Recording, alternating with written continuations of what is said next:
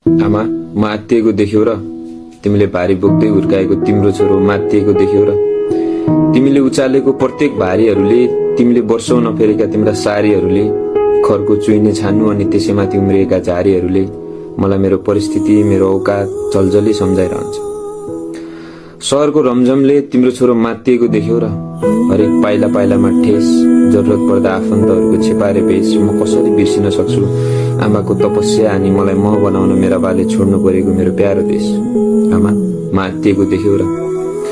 बिरानो सहर, ऋण र ब्याजको भारी, साउको आलो वचन अनि खरको छानो फेर्ने रहर। हेर न आमा, यो फगत मूर्ति नै मूर्ति भएको सहरमा तिम्रो छोरोले भगवान बन्न खोजेर के नै हुन्थ्यो र? धोका अनि विश्वासघातले भरिएको ब्रह्माण्डमा तिम्रो छोरोले विश्वासका माला उन्न खोजेर के नै हुन्थ्यो र?